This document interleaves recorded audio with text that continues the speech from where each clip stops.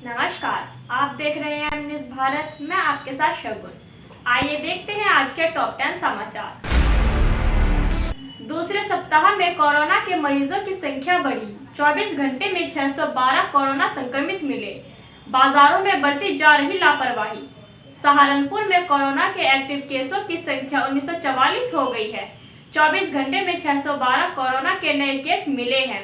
संक्रमित मरीजों में चिकित्सक, वकील, पुलिसकर्मी, बैंक कर्मी, शिक्षक, बच्चे आदि शामिल हैं। जिले में तीसरी लहर में अब तक कुल 2076 संक्रमित मरीज मिल चुके हैं। सहारनपुर में एक ही मरीज की मौत हुई है। जिले में कोरोना संक्रमण की रफ्तार कम नहीं हो पा रही है। नए साल में कोरोना संक्रमण के मामलों में ज्यादा इजाफा हो रहा है। जनवरी माह के पहले सप्ताह 1 जनवरी से 7 जनवरी तक में 288 कोरोना संक्रमित मरीज मिले थे। वहीं 8 से 14 जनवरी तक 1315 कोरोना के केस मिले हैं।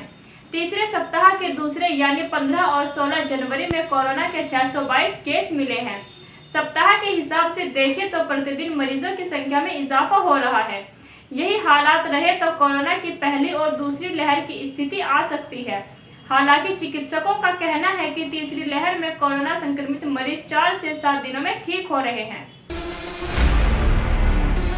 पहाड़ों की बर्फबारी में मैदानी इलाकों में ठंड, सर्द हवाओं ने बढ़ाई ठिठुरन, लोगों ने बदली अपनी दिनचर्या। सहारनपुर में पिछले 2 दिनों से ठंड का प्रकोप जारी है। पिछले 2 दिनों से सूर्य देव के दर्शन भी नहीं हुए हैं। बीते रविवार को सर्द हवाओं ने मौसम को पूरे दिन ठंडा बनाए रखा, जो सोमवार सुबह तक बरकरार है। सोमवार सुबह को अधिकतम तापमान 15 और न्यूनतम तापमान 3 डिग्री सेल्सियस रहा है। हालांकि न्यूनतम तापमान रविवार से 1 डिग्री सेल्सियस कम है। वहीं अगले 4 दिनों में न्यूनतम तापमान 1 डिग्री सेल्सियस तक पहुंचने की उम्मीद है। एक सप्ताह पहले हुई बारिश व पहाड़ों पर गिरी हो रही बर्फ व बारिश के चलते मैदानी इलाकों में जबरदस्त ठंड है। सुबह शाम कोहरे की चादर आसमान को घेर लेती है।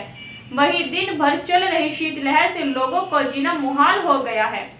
ठंड से दैनिक दिनचर्या भी प्रभावित होने लगी है। ऐसे में आने वाले दिनों में ठंड से राहत मिलने की उम्मीद नहीं दिख रही है। देवबंद में शस्त्र न जमा करने वालों के खिलाफ कार्रवाई। चुनावी तैयारियों में जुटी पुलिस, 4600 लोगों के खिलाफ की कार्रवाई। जनपद सहारनपुर में दूसरे चरण यानी 14 फरवरी को मतदान होना है। चुनाव को शांतिपूर्वक व निष्पक्ष तरीके से संपन्न कराने के लिए देवबंद पुलिस पूरी तरह से मुस्तैद नजर आ रही है। पुलिस ने चुनाव में किसी भी प्रकार की गड़बड़ी फैलाने वाले 4600 लोगों को धारा 107/16 में जहां मुकलका पाबंद कर दिया है। वहीं अब तक कुल 3250 लाइसेंस धारकों के खिलाफ 20,000 लाइसेंसी शस्त्र भी कोतवाली में जमा करा लिए गए हैं। इतना ही पुलिस वारंटियों व शराब माफियाओं के खिलाफ भी लगातार अभियान चलाकर उन्हें जेल भेजने का काम कर रही है।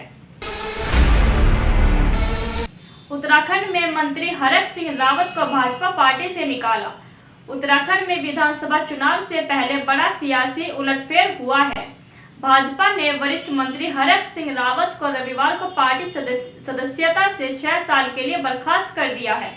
मुख्यमंत्री कार्यालय ने देर रात बताया कि हरक सिंह रावत को मुख्यमंत्री पुष्कर सिंह धामी ने अपने मंत्रिमंडल से बर्खास्त कर दिया है और इसकी जानकारी राज्यपाल को भी भेज दी है। फेसबुक के खिलाफ केस दर्ज, 4.4 करोड़ यूजर्स के प्राइवेट डेटा का गलत इस्तेमाल करने का आरोप। 23.7 हजार करोड़ का क्लास एक्शन लॉ सूट दाखिल। Social media company Facebook Meta पर आरोप लगा है कि कंपनी ने 4.4 करोड़ से ज्यादा यूजर्स डेटा का गलत इस्तेमाल किया है। कंपनी ने यूजर्स पर नाजायज शर्तें लगाई है और उनका प्राइवेट डेटा शेयर करके अरबों डॉलर का प्रॉफिट कमाया है। इसको लेकर कंपनी के खिलाफ ब्रिटेन में 320 करोड़ डॉलर करीब 23,728 करोड़ रुपए का क्लास एक्शन लॉ सूट दाखिल हुआ है। ब्रिटेन की फाइनेंशियल कंडक्ट अथॉरिटी (FCA) की वरिष्ठ सलाहकार व प्रतिस्पर्धा कानून की एकेडमिक लीजा लवडॉल गॉर्मसन ने यह मुकदमा उन लोगों की तरफ से दाखिल किया है। उन्होंने 2015 से 2019 के बीच फेसबुक इस्तेमाल किया है। लंदन का कॉम्पिटिशन अपील ट्रिब्यूनल इस मुकदमे पर सुनवाई करेगा। वहीं फेसबुक का कहना है कि लोगों ने इसकी सेवाओं को उपयोग इसलिए किया क्योंकि यह उनके लिए उपयोगी था। क्लास एक्शन लॉसूट के तहत एक जैसे कानूनी मामलों का सामना कर रहे निवेशकों को उनके साथ और एक मुकदमे में शामिल होने का मौका दिया जाता है। पाकिस्तान के पाले आतंकियों से दुनिया परेशान। टेक्सास आतंकी हमले के पीछे की टेरर पॉलिसी होने का शक, दुनिया भर में हो रही थू-थू। पाकिस्तान के पाले हुए आतंकी ही अब उसके लिए दुनिया भर में उसकी बदनामी का सबब बन रहे हैं। अमेरिका के टेक्सास में सिनेगॉग पर हुए आतंकी हमले के पीछे भी पाकिस्तान की टेरर पॉलिसी शक के दायरे में आ गई है। सिनेगॉग में लोगों को बंधक बनाने का मकसद भी अमेरिकी जेल में बंद पाकिस्तानी न्यूरो साइंटिस्ट आफिया सिद्दीकी की रिहाई था। पाकिस्तान लंबे वक्त से आफिया सिद्दीकी की रिहाई के लिए कोशिशें करता रहा है। उसके बहुत से शहरों में आफिया की देश की बेटी बताया जाता है।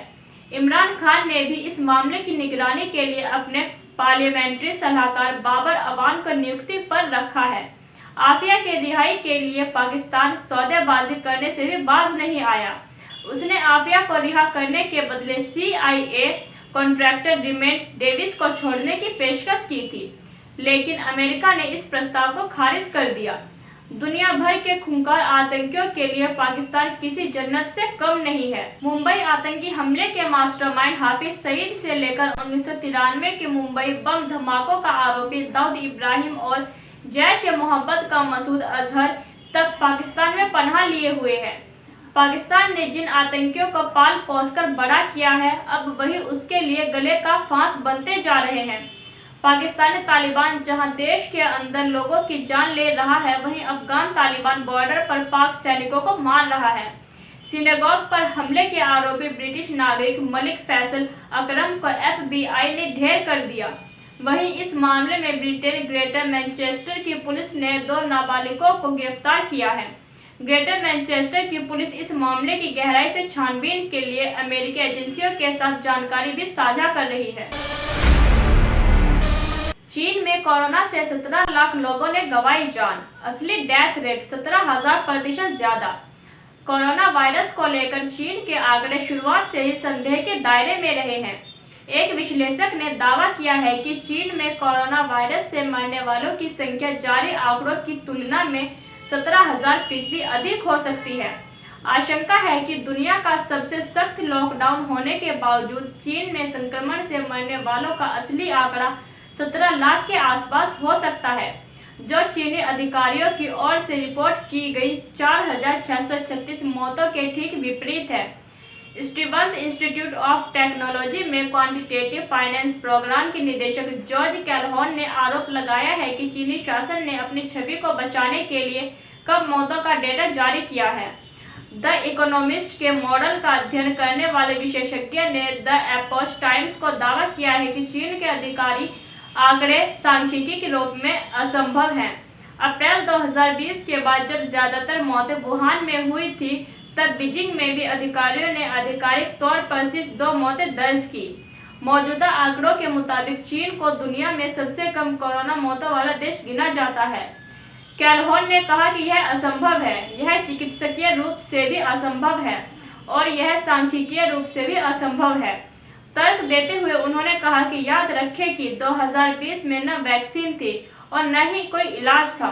इसका मतलब है कि आपके पास एक असुरक्षित आबादी थी जिसने शून्य कोविड मौतों की सूचना दी, बल्कि तब दसियों हजार मामले सामने आ रहे थे। Johns Hopkins corona virus resource center के आंकड़ों के अनुसार उस अवधि में मेनलैंड चाइना में कोविड से 22,000 से अधिक मामले सामने आए थे, लेकिन द इकोनॉमिस्ट के मॉडल के आधार पर कैलहोन ने दावा किया कि चीन की आधिकारिक मृत्यु दर वास्तविकता से लगभग 17,000% कम है।